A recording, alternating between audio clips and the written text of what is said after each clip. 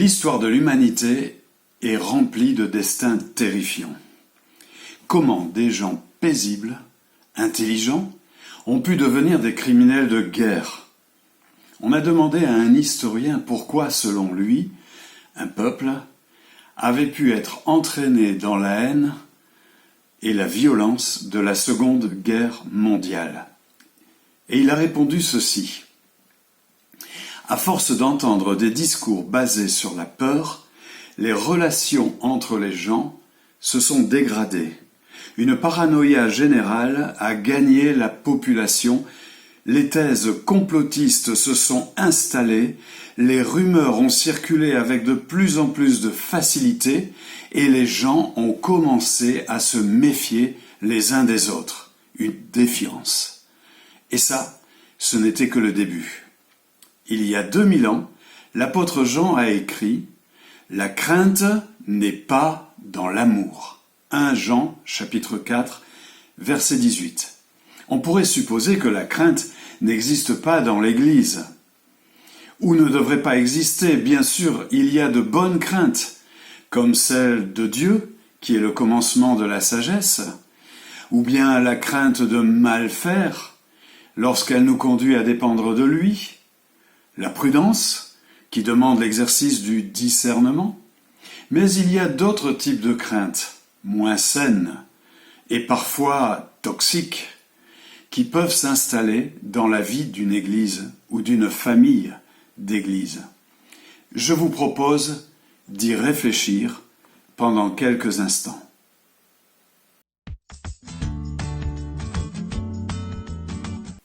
Parlons par exemple de la crainte du monde.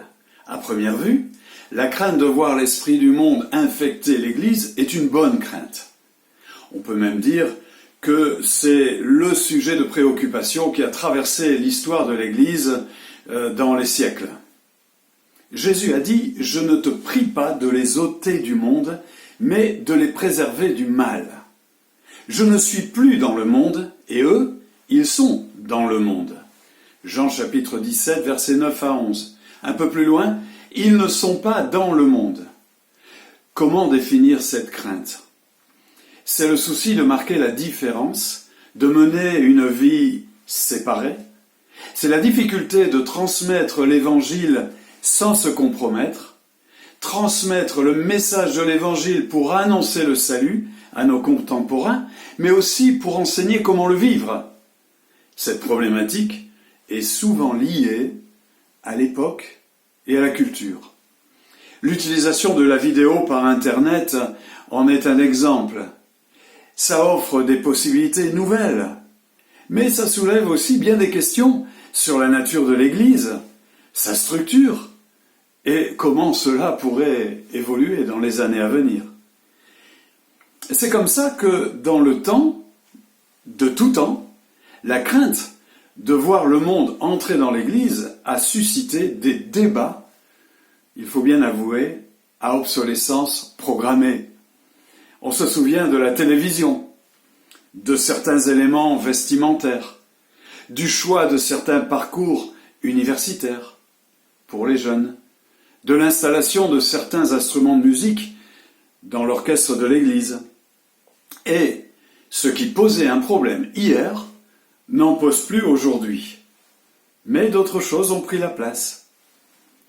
Ce qui est regrettable, c'est que la focalisation sur ces problématiques a fait oublier que le monde, c'est avant tout un état d'esprit. Ce sont des valeurs morales, des pratiques incompatibles avec le royaume de Dieu. La mauvaise politique, la manipulation, le mensonge, l'amour de l'argent, la domination sur les autres, quitte à abuser de leur faiblesse, les manipulations de tout genre, et j'en passe. C'est ça qui caractérise le monde. Tout ce qui est dans le monde, la convoitise de la chair, la convoitise des yeux, l'orgueil de la vie, ne vient pas du Père, mais vient du monde. Et le monde passe et sa convoitise aussi. 1 Jean, chapitre 2, verset 16.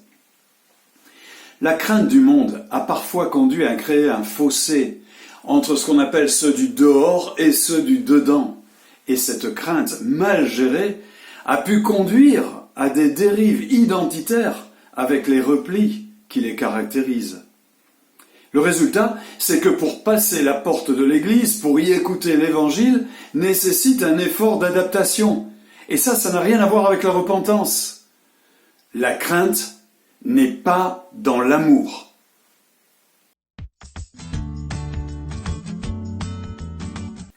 Je voudrais vous parler maintenant de la crainte de l'autre. C'est la question de la confiance, de la délégation. L'expérience chrétienne, c'est une expérience personnelle à vivre collectivement. Quelqu'un a dit que la fourmi n'existait pas en tant qu'animal, mais que l'animal, c'est la fourmilière. Nous savons tous qu'il y a là une image de l'Église. La première vérité, c'est que Dieu a investi en moi. Il y a un dépôt divin au fond de moi. Il va se manifester au travers de moi. Mais la seconde vérité, c'est qu'il ne m'a pas tout donné. Il a répandu l'ensemble de ses talents et des capacités nécessaires à l'établissement de son royaume sur l'ensemble de l'Église. Bon, ça, j'arrive à le concevoir, la complémentarité et tout, j'aime bien le prêcher. Le passage de Paul sur la tête, le pied, l'œil, la main, qui se parlent joyeusement, etc. Mais concrètement, ça signifie quoi? Cela signifie que ce que je n'ai pas reçu, c'est un autre qui l'a reçu. Un autre. Quelqu'un qui n'est pas moi, par son histoire, son tempérament, son identité, sa sensibilité, sa compréhension des choses, sa culture. Quelqu'un avec qui je n'aurais probablement jamais rien eu à faire si Jésus n'était pas entré dans nos vies. Et voilà que c'est lui qui a ce dont j'ai besoin et que je ne possède pas. Il va compléter mon travail, il va le continuer, ok, mais j'ai peur qu'il n'abîme mon travail. Et s'il se trompe? S'il ne fait pas bien, et s'il fait mieux que moi? Cette crainte est classique et tous les leaders la connaissent. Le premier réflexe pour la gérer, c'est le contrôle. Je me souviens qu'un jour, on m'a dit « Lorsque tu auras une église, pas un clou ne sera planté sans que tu ne sois derrière celui qui tient le marteau. » On m'a dit aussi « Maintenant que tu es dans le ministère, tu es de l'autre côté de la barrière. » Cette manière de conduire un groupe, une église, peut revêtir des aspects inoffensifs. Elle est le plus souvent guidée par de bonnes intentions. Mais cela peut aussi s'avérer dangereux. Ça peut s'appeler le paternalisme, ou aussi la manipulation, l'influence, l'intimidation. On utilise la carotte et le bâton, outils bien connus de la panoplie des pervers narcissiques. À l'extrême, cette façon d'agir s'appelle la dérive sectaire. Malheureusement, que ce soit au niveau du CNEF ou même dans nos ADD, de nombreux chrétiens expriment ce sentiment d'être contrôlés par leur conducteur. Qui n'a jamais entendu cette phrase? Pour faire ça, il faut mettre un pasteur, sinon il y aura des problèmes. Au lieu de stimuler et de construire ceux avec qui nous travaillons, nous finissons par les étouffer, les décourager et leur enlever toute joie dans leur service. L'apôtre Paul a parlé de cette crainte que nous pouvons avoir, que l'autre ne soit pas à la hauteur. Écoutons-le. Qui es-tu, toi qui juges un serviteur d'autrui? S'il se tient debout ou s'il tombe, cela regarde son maître. Mais il se tiendra debout, car le Seigneur a le pouvoir de l'affermir. Romains chapitre 14 verset 4. La crainte n'est pas dans l'amour.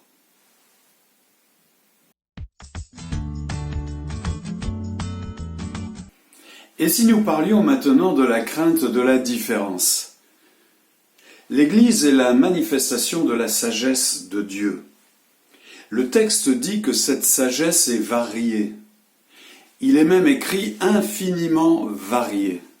Une version déclare la sagesse aux aspects infiniment variés. Éphésiens 3,10. On pourrait parler des flocons de neige. Il n'y en a pas deux pareils. Et utiliser toutes sortes d'exemples pour montrer que Dieu ne fait jamais rien à la chaîne, en série. Et cela donnerait lieu à une jolie prédication. Il paraît que les brocolis ont les mêmes caractéristiques que les flocons de neige. Mais la réalité, c'est que c'est très déstabilisant. Ce n'est pas sécurisant. Ma zone de confort est constituée de certitudes, de schémas éprouvés, de fonctionnements bien rodés et taillés à ma mesure. Et cela peut m'amener à ressentir la différence comme une menace. Bien sûr, je ne vais pas l'exprimer de cette façon. Je vais dire qu'elle est une menace pour l'ensemble, pour la jeunesse, pour l'Église, pour le mouvement. Je vais la présenter comme une dérive. Mais est-ce que ce n'est pas surtout moi qui me sens menacé? Il est évident que la différence doit être interrogée. La nouveauté doit elle aussi être interrogée. Il ne s'agit pas de tout accepter au nom d'une certaine ouverture d'esprit. La différence doit passer au scanner de nos valeurs, de notre mission. Le problème, c'est que souvent, c'est la différence qui m'interroge. Elle bouscule mes habitudes. Elle me pousse à me remettre en question. Elle s'invite, elle s'impose, et j'ai de la difficulté à lui faire de la place dans mon cœur, parce que je suis un peu étroit à l'intérieur. Et elle peut me faire peur, susciter des craintes. Je n'en saisis alors que les aspects qui, de mon point de vue, sont les plus inquiétants, et je mets en marche tous les mécanismes de rejet. Je me suis souvent demandé comment l'Église a évolué depuis les apôtres jusqu'à aujourd'hui. L'Empire romain s'est éteint. Il a laissé place à d'autres formes de société. Il y a eu le Moyen-Âge, la Renaissance, etc. Et l'Église, pendant tous ces siècles, n'a fait que s'étendre géographiquement. Et elle est arrivée en Extrême-Orient, sur les terres africaines, sur le continent américain. Et nous vivons en France au XXIe siècle. D'où vient notre fonctionnement? Du XXe siècle? Du XIXe siècle? D'où vient qu'on a mis le culte le dimanche matin, l'évangélisation le dimanche après-midi? Pourquoi, dans nos assemblées de Dieu, exerçons-nous presque exclusivement les dons spirituels le dimanche matin? Etc., etc. Dans quel courant évangélique nos schémas ont-ils pris naissance? Comment se sont opérés les changements, les évolutions? Il y a sûrement eu, ici ou là, quelques églises qui ont modifié leur schéma pour mieux correspondre au monde qui les entourait. Leur désir était uniquement d'atteindre les perdus avec un évangile transculturel, contemporain. Et je me dis qu'on les a peut-être regardés de manière très inquiète. Enfin, tout le temps qu'on ne s'était pas approché d'eux pour comprendre ce qu'ils essayaient de faire. Et ensuite, eh bien, ici et là, on s'est inspiré de certaines choses qu'on a trouvées bonnes, et ces aventuriers, dont le seul tort était d'avoir raison trop tôt, ont été vite rattrapés par l'ensemble, pour voir surgir quelques années plus tard d'autres formes nouvelles de fonctionnement. Et c'est ainsi que l'Église, au travers des siècles, s'est adaptée à l'époque et à la culture dans laquelle elle vivait. Est-ce que finalement tout ça, ce n'est pas un reflet de la vie, des manifestations de vie? La crainte n'est pas dans l'amour.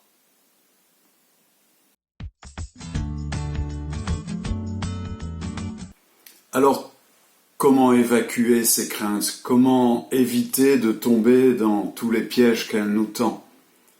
Comment abandonner un fonctionnement qui cherche à contrôler pour découvrir les merveilleuses possibilités de la confiance et de l'amour? Je ne prétends pas avoir toutes les solutions, mais je voudrais vous en proposer 3.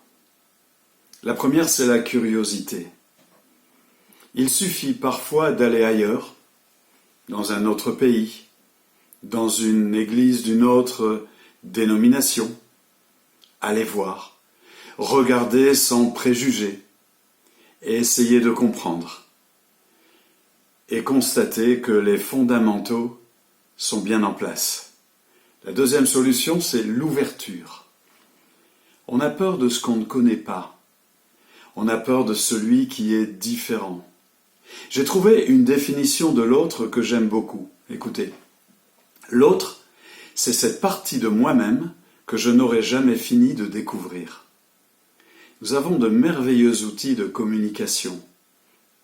Smartphone, WhatsApp, les chats, les réseaux sociaux. Pourquoi ne pas contacter ce frère qui est l'objet de mes craintes et dont on a entendu dire tellement de choses que l'on a jugées inquiétantes?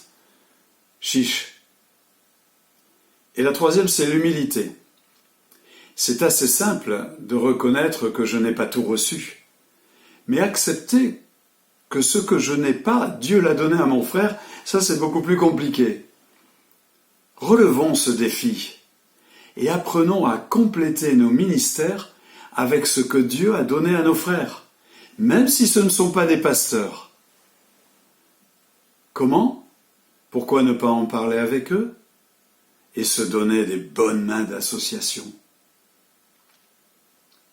On a demandé à un historien pourquoi, selon lui, un peuple avait pu être entraîné dans la haine et la violence de la Seconde Guerre mondiale. Comment des gens paisibles, intelligents, ont pu devenir des criminels de guerre?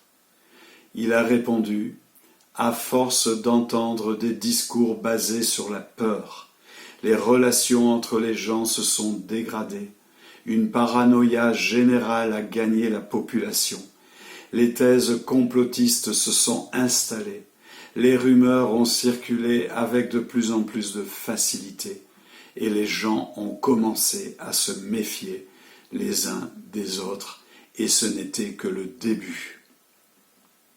La crainte n'est pas dans l'amour.